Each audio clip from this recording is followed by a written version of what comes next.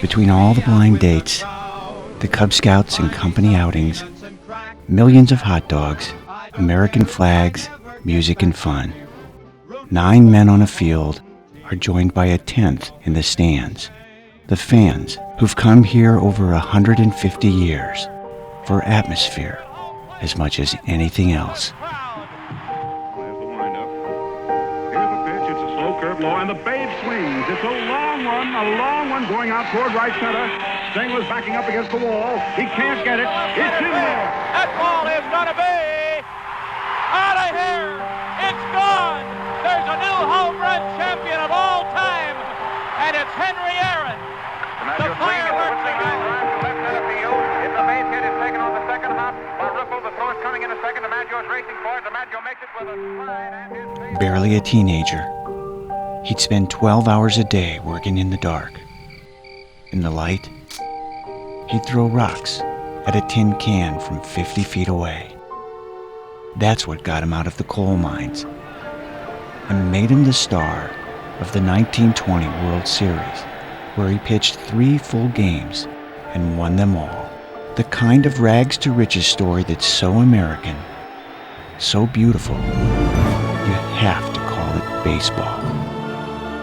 And the only stadium in America that bears his name, right here, in the place he called home, Stanley Kovaleski Regional Stadium, where the South Bend Silverhawks play, and those rags to riches stories still happen, where players like Mike Cameron, Justin Upton, Clay Savada, Brandon Webb, and Brad Penny got their start. A professional team in our own backyard, where young professionals, diehard fans, and moms and dads can take the family for one of America's most enduring and most hopeful of all pastimes, an evening at the ballpark, in the heart of America's Midwest, where everyone comes to play.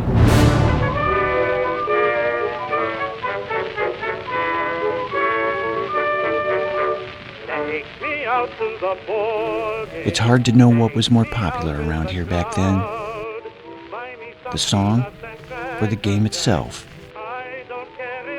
Organized, semi-pro and professional teams, a passion sport. Every field, every corner of every town and village throughout the region had been playing the game for nearly 50 years. The Whitecaps, Green Stockings, Senators and Gaelics, West Ends, East Sides, South Ends and Centrals, dozens and dozens of teams. National pastime? Here, it was a way of life. In a place like this, built by immigrants from every corner of the globe, to play baseball was as American as you could be. The equipment was practically handed to new arrivals as they stepped off the train. It was kind of a stepping stone. Sometimes immigrants to an area would become more Americanized. The players? Tough. Hundreds gathered to watch the Polish Turners beat the South Bend Goose Pastures in the 1898 Game of the Year. But pitcher George Schmalzried had other plans. He struck out 18 Turners, hit a 2-run triple, and plucked line drives out of the air like they were cotton balls. For a pitcher with just one arm, Schmalzried's only handicap was that the local papers could never spell his name right. At the factories, there were so many great players that companies like Studebaker formed multiple teams.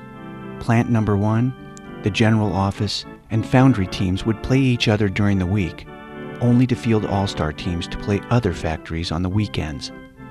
The game and the players were big, but so was something called the 10th man, ravenous fans from every city and every town in the region who embraced the game here like nowhere else in America.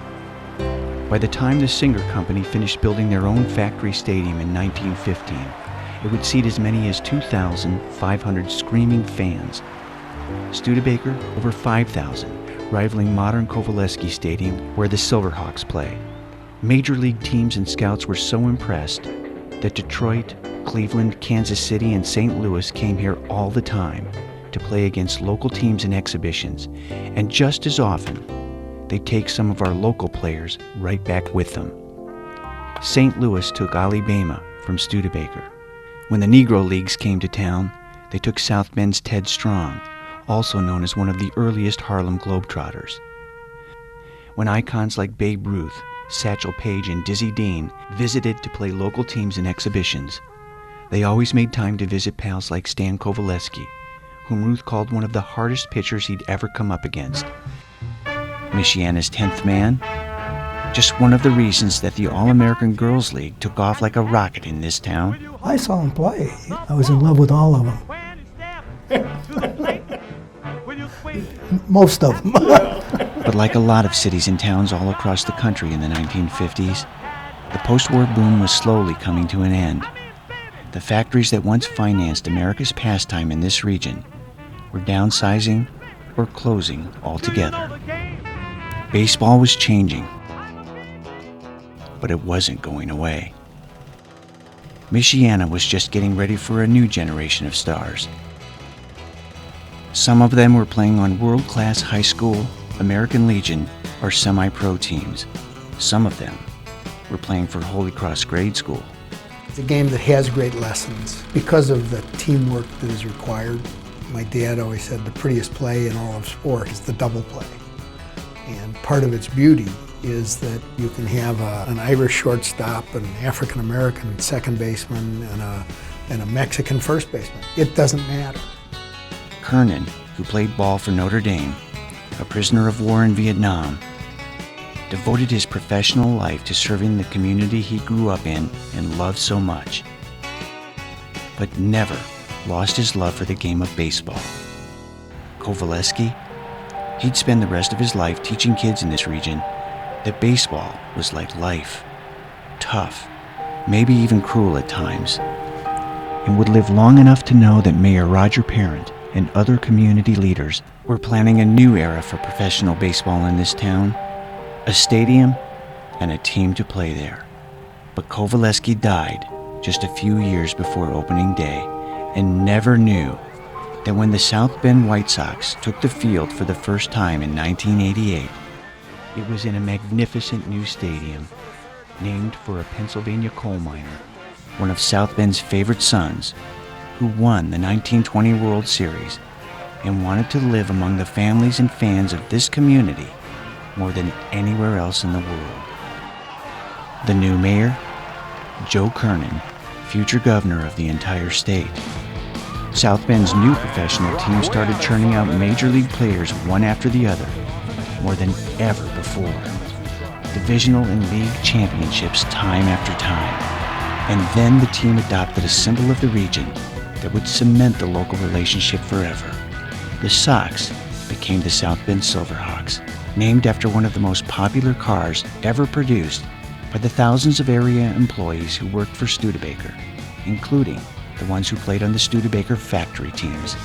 When Kernan and a group of local investors bought the team, the idea was to prevent it from leaving town. They eventually sold it to a man who brought his own brand of baseball to the region, along with another 20-year commitment to keep it here. I began to see how the team could serve a community, could serve a higher purpose. First and foremost, and most obviously, provide a source of fun, entertainment, and the opportunity to help families build memories. And that was fantastic. Moreover, help the city to bring life and breath into the community that may have left in the past. Professional baseball in a setting so unique, a family can picnic together over the right field wall while watching a future star who will never forget the men, the women and children who come back time after time. The 10th man at Stanley Kovaleski Regional Stadium, where those rags to riches stories still happen. The South Bend Silverhawks, a professional team in our own backyard, where couples on dates, companies like yours, and moms and dads can experience one of America's most enduring and most hopeful of all pastimes, an evening at the ballpark in the heart of America's Midwest.